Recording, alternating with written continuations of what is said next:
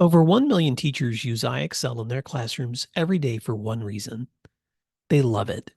The gold standard teaching and learning solution, IXL provides thousands of instructional resources, actionable analytics, and assessments to increase teacher capacity and effectiveness. IXL takes the guesswork out of lesson planning with ready-made plans. Built-in engagement tools such as customizable competitions make learning fun for students. Dr. Trujillo, superintendent at Tuscan Unified School District, says this about IXL, quote, "For the teacher, IXL opens up the door to be a lot more effective and provide more differentiated instruction to the different subgroups of students in their class," end quote. Empower your teachers with the tools and insights they need to enhance instruction, all in one single, easy-to-use platform. Get started today at IXL.com. You're listening to Monday Matters, a Principal Matters podcast production. Welcome back, Principal Matters podcast listeners. It is a Monday Matters with William D. Parker here on the other end of the microphone. Hi, William. Good to see you. I hope everyone's doing well. Good. I just called you William. I always call you Will. What was that? Well, my mother would call me William when I was in trouble. Well, you're not in trouble. Yeah, you're not at all. So I'm sorry about that. But hi, Will. Yeah, well, my brothers call me Willie. So that's just how it goes. Well, if you had called me Jennifer, I think I would have been a little off kilter. So let's get back to where we belong, which is, we have a topic to talk about today that we have not yet talked about. And you have written about it, which we'll get to a little bit later in this episode. But I brought this up to you a couple of weeks ago, Will, because I had been at a conference and the speaker was giving advice to school administrators about various things. And then he said, one of the things you absolutely need to do is make sure your house is in order. Mm-hmm. And we all kind of scrunched our eyebrows like, what? And what he said was, I'm talking about your financial house. It's really important as school administrators that we understand a lot of things, that we really truly understand how much money we are making, because a lot of us started as teachers, and depending on how the pay cycle goes, you make a certain amount of money, and some of us pick up coaching, some of us are paid throughout the summer, some of us are not. And so we usually understand that. We have the support usually of a bargaining unit or someone who can help us. And then we move into administration and we get a raise. And another friend said to me once, wow, it's never enough, is it? You get another raise and you get another raise and it's never enough. What he was saying about that is you have to not only make sure it's enough, but you need to make sure that you have done the work on the financial end so that your house is in order in the event that a different, more perfect, more wonderful job happens, in the event that you suddenly find that you're going to or want to move to a different state, that you want to sell your house because you got a different position and you find that you haven't really been paying attention to the financials in your professional life. Mm-hmm. It is tricky, I think, with the educators because of the weird calendar that we work. And that our contracts are negotiated and all that kind of jazz. And so I don't think Will or I have any appetite for sitting here and counseling on a financial perspective. But what we can do is counsel on financial awareness and readiness. Yeah. Will, you wrote a post about this. It's been a few years, but I think you should tell us what you think. Well, I'm just glad you brought this back in because when I wrote my book, Pause, Breathe, Flourish, Living Your Best Life as an Educator, I tried to write that book as a way for leaders to reflect on the parts of their life that weren't just school. Mm-hmm. So let's think about your most intimate relationships. Let's think about your physical wellness. Let's think about the way that your relationships are being invested in future generations. And one of those areas, because I unpacked 10 of them in that book, was your own financial wellness. I called it how are you managing your resources? And for the same reasons, Jen, because I have seen the way that people approach their finances as something that's like either an anchor that they can use to hold them steady when things are getting really hard, or it's used as an anchor in a negative sense because they're drowning. It's pulling down in ways that they just can't keep their head above water. And I just want to say at the very beginning of this, because education is a field in which most of us go because we have servant hearts. We're not looking at incomes that are going to be comparable across our board. I've talked about this in other settings, that if you compare the income of educators to any other professionals with our level of education, we don't make as much money per dollar as any other field with our level of education. So that's just the reality. At the same time, if we do pay attention and consider practices that will keep us healthier, it's going to benefit you, not just in life, but also in the choices you have in your work. And I'll just give a couple of examples. One, and you've touched on this already, the way that we manage our financial wellness often gives us the freedom or lack of freedom when we have a career choice to make. And I've seen people trapped. They're in a situation that they don't want to be in any longer, but they're like, I can't get out from under this because I can't figure out how to make that move without this jeopardizing that opportunity. So I'm not going to try to prescribe how to put your financial life in order so that doesn't become a problem. But I'll say this, Jen, that people listening to this right now are either like, it's confirming your practice, or you're like, oh, this makes me uncomfortable. And the best time, and you already know the answer to this question, the best time to plant a tree is when? 25 years ago. 25 years ago. And the second best time to plant a tree is today. So if you've done work for years, you find yourself in a position sometimes where you have more opportunities. If you haven't, then start today, because it gives you that. It also, I think, affects your time and energy. The way that we manage those kinds of resources, it affects how we show up. If you're burdened all the time by the things that are going on within your own financial landscape, it's really hard to show up and be present and help other people in the work that they're doing.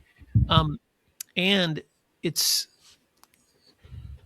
just an important skill set to learn, not just for yourself, but for your school, because those same principles are going to translate in the way we're managing other people's resources, often translate in the way that we're managing our own. And then the last thing I'll say is that it's just helpful for me to think about financial wellness within the concept of generosity, because if the goal of making sure that I can provide for my family and have financial well-being or have some flexibility in my work, if the goal is just me centered, man, I'm going to find myself pretty disappointed with whatever I'm choosing. But if my goal is other centered, so that I can be helping others, so that I can be generous, so that I can have more opportunities to pour into the lives of other people, then there's an incentive beyond just for making sure that I'm addressing those things too. So, without trying to sound like a financial advisor, which neither of us are, those are some things that I just think are important to keep in mind. That's right. And I think I've watched a lot of colleagues and friends do this in many different ways. And there's a lot of right ways to do it. And there's one wrong way to do it, which is not pay attention, right? I'm going to tell you about my friend Connie versus my friend Diane. My friend Connie is the one that said, oh, there's just never enough money, right? Well, she was also the one that every time she got a promotion, she got a better apartment. She got a better car. She took better vacations, and she had the money to do it, but she had only that much money. And so to your point, she got a job a job offer, and it was her dream job. A dream job. She wanted it so badly, but it was $10,000 a year less, and she couldn't do it. She had already, she was at her max. And then my friend Diane, who's a hoot, and she and her husband were both educators, and she was the one that did the finances, which I would not recommend you be him. I recommend you know something about this, but she took whatever money they made when they got married. You get raises every year, a certain percentage. And she would take all that extra money and she would save it. She never told him. So he retired this past spring. And she said, I want you to pull up your pay stub from 2010. And I want you to pull up your pay stub from last week. And he said, my God, it's the same. They've made a huge mistake. I never got a single raise. And she said, oh yeah, you did. But I had taken that money. So the take home was exactly the same. She had taken the money and put it into an annuity or savings or whatever. So he didn't even know. and they had maintained their level of, their style of living. And so Mhm. now they're going to rent a house at Lauderdale by the Sea once, a month every winter because they have that money. And so Yeah. I think that's kind of, you just have to think about what your goals are. And maybe your goals are to spend every penny you have. Do it. That's fine. But I think it's just important to not be living a little bit in the dark about what you're doing and why you're doing it. No, there's that. I love those stories, Jen. And I'm just going to say this to listeners. Usually every year when I set goals for the new year, finances is just one of them, but it's helpful to, just like with any goal, to be specific or set a target or give yourself some action steps to take. And as I get older, Jen, those things have changed. Like how am I increasing my retirement as I'm thinking about the next 10 or 15 or 20 years? What kind of trust or will do I need to have in place for my family now that my children are adults? And what kind of life insurance security do we need? So there's all, I'm not going to prescribe for people what that looks like for them. But I will say this when it comes to those practices. And again, this isn't in any way to reflect on anyone else. I'm just telling you me. But even in this work, as I've moved from principal to director to now full-time consulting and business owner, um, the rewards of this work have been really good. I would not be doing it if they weren't. But even with the increases that we've seen in being able to manage our own business and set our own schedules and write our own contracts, and again, this may be sharing too much, but I'm just sharing it as an example. We haven't moved. Mm-hmm. We haven't That's bought a right. new car. We haven't. We are still right where we were Yep. before all of that, and because when I look at the landscape, for instance, of title funding or school funding or all those things that happen in politics or shifts in organizations or groups that I'm going to be working with, I don't want the stress to be that I'm desperate to have fill in the blank this next opportunity. I want to be living in a way that whatever's going on, I can still show up and serve in a way that provides value and help. And if it matches their needs and what I'm offering, if it's something that can turn into an opportunity, a business opportunity, then great. But if not, I'm I'm not trying to position myself out of the kind of work that I want to be doing, because I want to keep that mindset of when I show up, I'm at peace. Right. And so again, none of that is to be said to anybody that don't beat yourself up if you feel like, well, I'm overextended or my shovel's not big enough, or have you seen what age my kids are or how many of my kids are in college? And Jen and I know all those things. And so, but I am saying this is just an important reminder. I'm going to put a link in today's podcast, Money Matters episode, to that article that I wrote in 2018. It's called "Packing Parachutes While Your Money Management Matters," and it became a chapter in my book. So if anybody wants to read some more details in there, Jen, they can. But the reason I used the parachute analogy too was that parachutes are what you keep in your backpack when you're in a really tight situation.